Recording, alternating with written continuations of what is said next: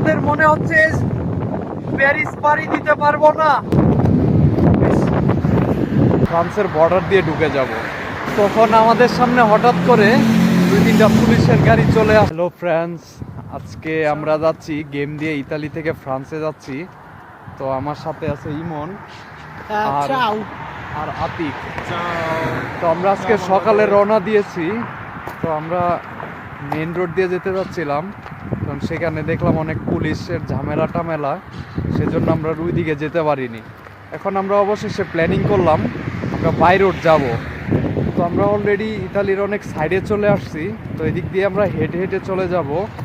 তো আশেপাশে কোনো রোড টোড বা সঠিক পরিবেশ নাই যে আমরা এখানে থাকবো। তাই আমরা ভাবতেছি 3জন হাঁটতেছি, হেঁটে হেঁটে ফ্রান্সের বর্ডার দিয়ে ঢুকে যাব। তো আমরা জঙ্গল পথটা বেছে নিলাম। তো আমরা চাচ্ছি আসলে জঙ্গল দিয়ে যদি যাই তো সেখানে কোনো ভয়ের কোনো কারণ নাই, কারণ সেখানে চেকিং খুব কম হয়। আর আমাদের সাথে কোনো পাসপোর্ট নাই, তারপর ভিসা নাই, এবং অন্যান্য কাগজপত্র নাই। এজন্য এটাই আমাদের জন্য বেস্ট হবে যদি আমরা জঙ্গলের পথ দিয়ে যাই। তো জঙ্গলে একটু ঝামেলা আছে, তো সেখানে শিকারীদের থেকে বাঁচতে হবে, আর বাকি সব কিছু খুব নর্মাল। তো আমাদের সাথে পর্যাপ্ত ব্যবস্থা আছে, আর ব্যাগে করে হলো শুকনা খাবারটা নিয়ে নিলাম, কারণ ভেজা খাবার বা ভারী খাবার নিয়ে আসলে যাওয়া যাবে না। তাই খুবই শুকনা খাবার নিয়ে আমরা রওনা দিলাম। তো অলরেডি সকাল থেকে হাঁটাহাঁটি করতেছি, কিন্তু কোথাও কোনো পুলিশের দেখা নাই বা কোনো বিপদে এখনো পড়িনি। তো আশা করি সামনে বিপদে পড়বো না। আর যেতে থাকি, দেখি এই তখন আমাদের সামনে হঠাৎ করে 2-3টা পুলিশের গাড়ি চলে আসে। তো আমরা দিশা না পেয়ে, কোনো কিছু না বুঝে এক সাইড হয়ে যাই। আসলে আমার সাথে থাকা সাথী অনেক বেশি ভয় পায়।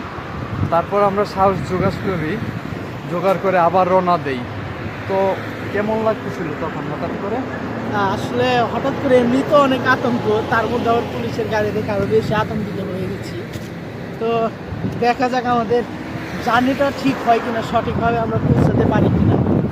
তো সবাই দোয়া করবেন এটার জন্য। এই রোড দিয়ে খুব এবং হচ্ছে অনেক সাহসের কথা, কারণ হচ্ছে কি আমরা যে এখন যে পথটা পাড়ি দিতেছি এটা আমাদের অনেক সাহস আছে।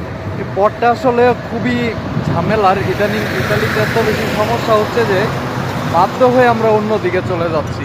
তো দেখি যদি সফল হইতে পারি, আলহামদুলিল্লাহ। তো ভিডিওটা এখনই বন্ধ করে দিচ্ছি, সামনে হয়তো কোনো চেকিং বা কোনো একটা কিছু দেখা যাচ্ছে। তো বাকি পর্বটাতে কি হয় সেটা আপনাদের পরে জানাবো। ওকে, আমরা এখন বর্ডারের পাশে চলে আসছি। তো বর্ডারে দেখেন আশেপাশে শুধু গ্রাম, আর সামনে যে বর্ডারটা আছে, তো ওই দিক দিয়ে আমরা চেষ্টা করব এই বর্ডারটা পাস করলেই আমরা তখন প্যারিসের মানে ফ্রান্সের বর্ডারে চলে যাব। তো বর্ডারটা আপনাকে দেখায়। আমরা সবাই বন্ধু বান্ধব খুবই খুশি হয়ে গেছি, একজন ভিডিও করতেছে। তো জানি না সামনে কি হবে। তো চলুন বর্ডারটা দেখি একটু। এই যে সামনে বর্ডারটা, আর এটা সম্পূর্ণ গ্রাম সাইড, এখানে কোনো মানুষজন থাকে না।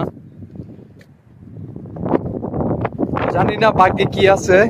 সামনের বর্ডারটুকু পাস করতে পারলেই আইফেল টাওয়ারের নিচে দেখা হবে। এটা গ্রামের আরেকটা সাইড। আমরা তো সামনে গিয়ে ডান দিক দিয়ে যাব।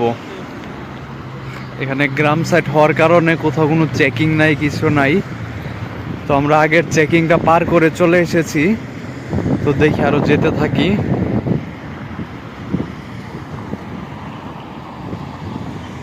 আমাদের মনে হচ্ছে প্যারিস পাড়ি দিতে পারবো না।